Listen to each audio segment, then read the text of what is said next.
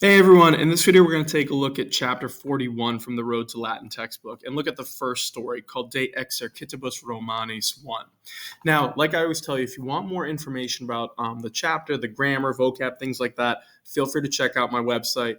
You can find all my notes there, different videos, stuff that might help you, understand what's going on with the grammar, along with answer keys and explanations, just a bunch of stuff that might help you see the textbook and the story in a different way. Now, before we dive too far into it, like I always tell you, I'll start with a little bit of grammar review, although you can find all the detailed notes on Nova Latin. You'll find it there. But I'd also encourage you to do a few things. The first thing you want to do is make sure you have the vocab under control and that you know it really well. So take a Quizlet, practice it on BlueKit, GameKit, whatever you use, or any way you really can practice this vocab. Make sure that you have a really strong grasp of it, because it's just really hard to understand what's going on in the story if you just have no clue what the words mean, right? So that's kind of the starting point, regardless of anything else. Always understand what the words are first, and then you can build off that. The next thing I would encourage you to do is look at the grammar before you dive into the story. So just getting a little bit of an overview will help you understand it, because the way the way Road to Latin works, rather, is it takes the grammar and it puts it in the context of the story. So every chapter story is really bringing the grammar to life and letting you see it in action, rather. So it would help if you had at least a little bit of an understanding of what to look for, so that the stories can be more useful to you. When it comes time to read the stories, I always tell you, find a partner from class or anyone you can kind of pair up with. Read the story to them and have them read it back to you. When you're doing the reading, you're practicing your pronunciation, your speaking skills. When they read it back to you, now you're getting help with your listening skills, right? All these things will help you read Latin better and just understand it. You never want to shut off the speaking and listening component and just do this in your head. That's really not the best way to learn it. The other thing I'd recommend you do is try the read and reread method. So when it comes time to read the story, right? After you kind of read it aloud, when you're actually translating it, read the story again, write down any problem areas that you have. So anything you don't understand, whether it's vocab, grammar, whatever it might be, make a list. When you get to the end of the story, look at your list. If it's vocab, that's easy. Just make a new vocab list and practice the words you really struggle with, right? And that way you know them.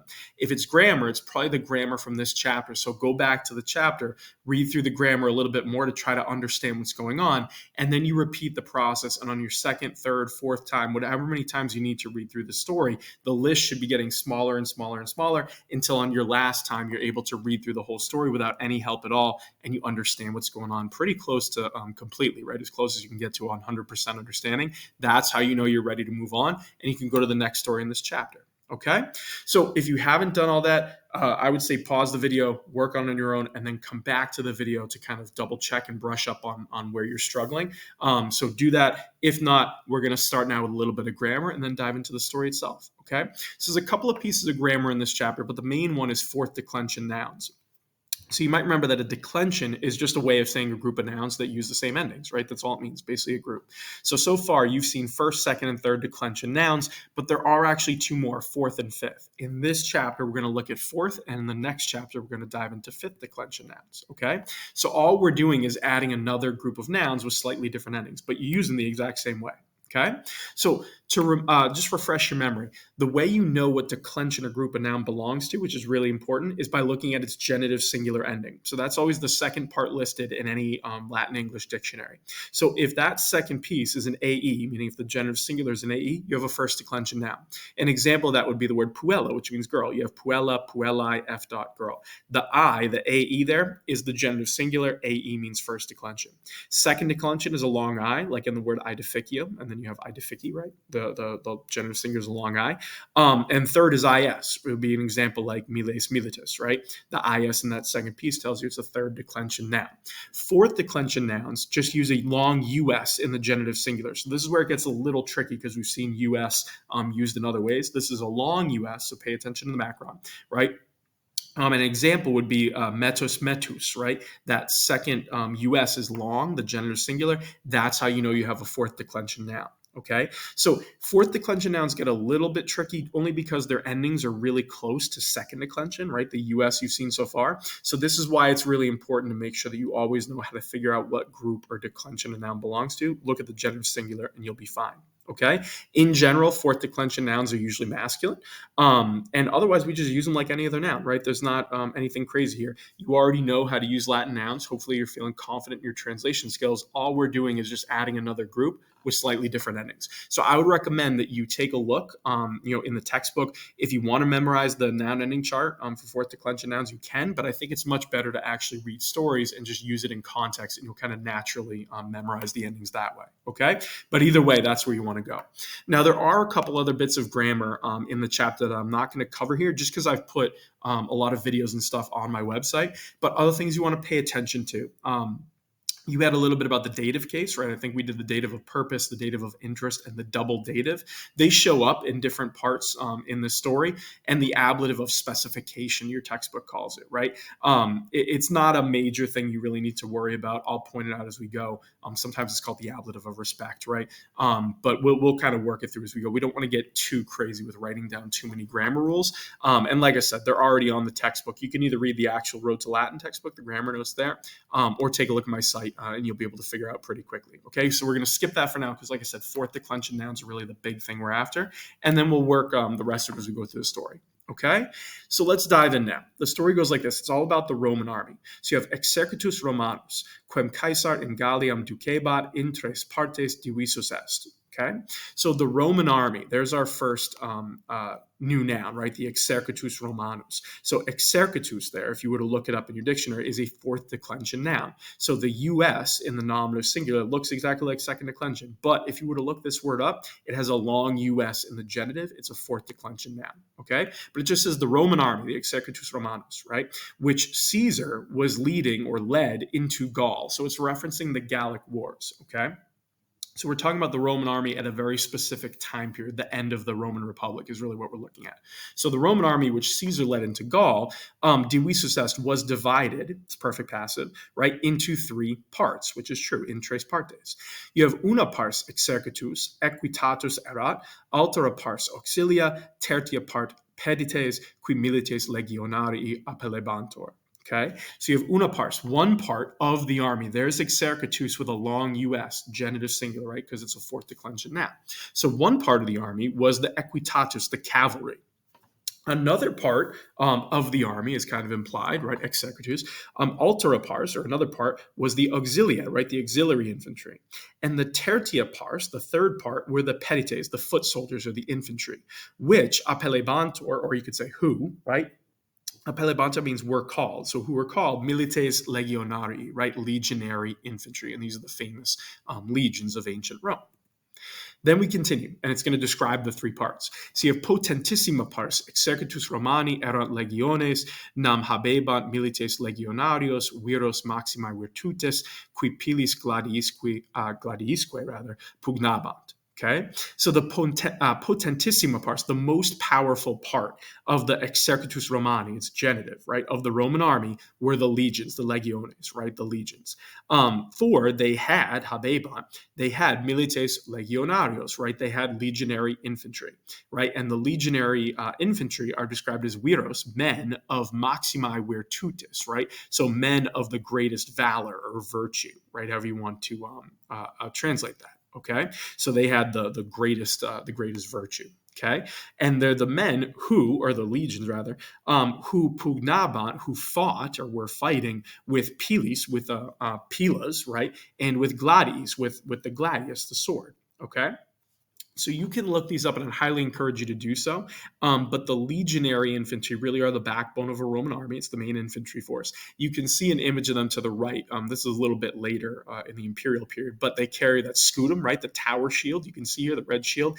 And in this picture, the reenactors here are carrying a pilum, right? A javelin. So the pilum is really cool because it's a really interesting part of military tech. It actually had a soft tip, right? That metal, I believe, is lead. So the idea is if you threw it and it hit someone, it would impale them, right? So you could actually hurt or kill them, but it's meant to bend. So if you were to get hit by this, the metal would actually bend, either going into a shield or a body even, and it's very difficult to pull out, right? So if it were to stick in your shield, you might block it, but when the metal bends, now you have to throw your shield away. And they would carry two of them. So the idea is the legions would throw one pilum, right, to either kill someone or hopefully get stuck in their shield. When the enemy has to drop their shield, now they know they throw a second pilum, and the enemy has no defense against this, right? So the pila or the pilum is a really bit of military tech. I'd encourage you to look it up, right? You can find all sorts of videos and articles about it. And the gladius, right? The gladius is their sword. It's a short stabbing sword. So it's a very straight edge sword. It's not meant for slashing. The Roman legion is meant for stabbing, right? So you would kind of push up with your shield to knock someone back and then try to stab them with your gladius, okay? So that's the Roman legion, okay? And you have ubi Caesar signum dedit, milites primi in hostes apropinquantes pila miteban, tum gladiis in eos impetum facieban. Okay, so when Caesar gave the signal, signum dedit, right? When he gave the signal, the first soldiers, or that front line of soldiers, they miteban, they sent, right, or threw pila, their pilums, right, their javelins, like we just said. They threw them into the hostes apropinquantes, into the approaching enemy. You have a present participle there. So when the enemy's approaching, you give the signal, you throw your pila, right, your javelins. Then facieban impetum, right, they made an attack. It's a phrase that means like they attacked, right, impetum facere. So they made an attack into them or on them, meaning the enemy, gladies, with their swords, right, with the gladius. Okay. Then you continue, you have post proelium equitatus, qui in cornu dextro et cornu sinistro constiterat, in hostes fugientes impetum faciebat et eos caedebat. So after the battle, meaning that first sort of infantry engagement, right, now come the cavalry, the equitatus, right? So the cavalry who had stood constitera, right, or had been placed, you might say, but had stood or taken a position, maybe is a better way to say it, makes sense, who had taken a position on the right wing, the cornu dextro, and in the left wing, the cornu sinistro, right? So on the different wings of the army or the flanks of the army, that's where you would put the cavalry, okay? So after the battle, or everything's kind of being mopped up with the infantry, then impetum facieban, they made an attack into the hostes fugientes, into the fleeing enemy. So Roman cavalry, right, is not necessarily in this time period designed to smash into a Roman army, or sorry, an enemy army, because fighting infantry on the ground with shields is not going to go particularly great. But what the cavalry is really good at is chasing down fleeing enemies. So if someone's running away, you can hunt them down with cavalry, right? Or fight on the wings. So often cavalry would skirmish on the wings and then loop back in to kind of finish everything up. And caedebat eos, and slaughter them, right? So in other words, cut them down. So they would attack the fleeing enemies and they would cut them down. Okay, then you have ante proelium, quoque equitatus Caesari et exercitui magno auxilio erat, nam equitatus cum equitatu hostium proelium saepe comitebat. Okay, so before the battle, too, the cavalry, the equitatus, and here we have the double dative, it was of great help, magno auxilio, right? It was of great help to Caesar, Caesari, and to the army, right? Exercitui. So it's not just that they only fought at the end of the battle, it's saying they were good before the battle too. For the cavalry, equitatus, right? They often comitebat proelium, they often commenced the battle with the equitatu hostium, with the enemy cavalry, literally the cavalry of the enemy. So when the battle first starts, you would kind of run out your armies, the cavalry would fight each other in skirmish, and then the infantry would come in, okay? Then you have auxilia, vel pedites levis armaturae, proeliis non saepe pugnabant, ei copiae tamen magno usui erant, quod ad exercitum frumentum affinitibus gentibus coactum portabant. Okay, so we'll do two lines here. So you have the third line is the auxilia, right? The auxiliaries. Okay, so the auxiliary troops, or the infantry of light armor, right? Levis armaturae, right? Having been lightly armored, so they're not carrying all the same armor. They did not often, non saepe, they did not often fight pugnabant in battles, proeliis, right? Which is true. They're really there to help if needed, right? They're like reinforcements. Okay. Then you have these troops, ai copiae, right? These troops, however, were of great use. Here's the dative again. They were of great use because portabant, they carried ad exercitum, to the army, they carried frumentum, right, which is grain, having been collected, coactum, right, frumentum and coactum are going together here. There's your perfect passive participle. Having been collected by finitimis gentibus, by neighboring peoples, okay? So the auxiliary troops also had a role. Their job is to help with logistics as well. They would fight occasionally, but again, they're more like the reinforcements, lightly armored. They're used for skirmishing and stuff like that. But they'd also help the army by helping carry stuff, okay? Then you have ab exercitu Caesaris multa gentes victae sunt, nam milites Romani virtute viribusque omnes alios superaverunt. So by Caesar's army, literally by the army of Caesar, multi gentes, many people, victae sunt, were conquered, right? Which is true, particularly in Gaul, right? We're talking about modern day France, Germany, Britain, that area, right? So many people were conquered by the army of Caesar. Okay, and again, exercitu is really your fourth, the big fourth declension noun you're seeing here. Then you have for the milites Romani, right, the Roman soldiers, superaverunt, they surpassed omnes alios, all others, in respect, or with respect, here's our ablative use here, with respect to virtue and strength, viribus, okay? Now, is that true? It's a little bit much. It feels a little bit like this book is what it is out of the 1930s. Sure. The Roman army did not conquer everyone and steamroll everyone. They did win a lot of battles, but there's a lot of examples of where they just can't defeat someone. The Germans, for instance, are one that don't work. And I think it's a little misleading to say they surpassed everyone in terms of virtue and strength.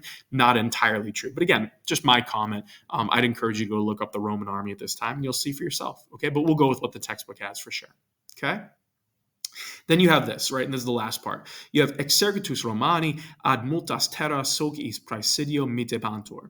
Okay, so the Roman armies, here's the plural, right? And again, that US can be nominative plural, so make sure you're looking at your fourth declension noun chart because it gets a little tricky. But Roman armies, mitebantur, they were sent ad multas terras, to many lands, for the sociis praesidio, for the garrison of allies, right? So here's under the use of the dative, that you can look up that sort of dative of purpose here. So for the protection or garrison of allies. So Roman armies go all over the place. Okay.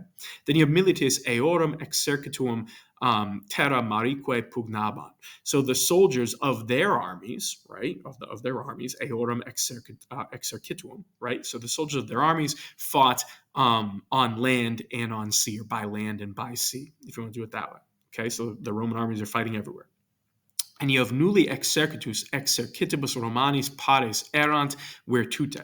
So no armies, nulli exercitus, right? No other armies is really what it means, were the pares, were the equals, right? Or were equal to the Roman armies, exercitibus Romanis, in respect to virtue. And again, it seems a little bit misleading, but sure, right? Again, I'd encourage you to look it up. There's plenty of times where the Romans did not do well, whether it's the Parthians in the east, the Germans, different examples, right? Peoples crossing over the Rhine. There's a lot of examples where that's not true, but again, going with what the textbook has, we'll go with that. Then you have omnes nationes orbis terrarum igitur potentes exercitus Romanus timebant. Okay, so all nations, omnes nationes, right? All nations, therefore, were afraid, or were fearing, timebant. They feared the powerful Roman armies, right? So they were fearful of the powerful Roman armies. And it's all nations of the world, rather, right? So orbis terrarum means like of the world, the orb of the world. So all nations of the world were afraid of the Roman armies. Again, I'd say that's an exaggeration, but you take it for what you want. Okay, then you end with this. You have Dio Romanis bellum gerebant, sed frustra pugnabant, nam omnes nationes ab exercitibus Romanis victae sunt. So for a long time, they waged war, meaning other people waged war, bellum gerebant, rather. They waged war on the Romans, but in vain, sed frustra, right? But in vain, they were fighting, right? Pugnamas, so they were fighting in vain.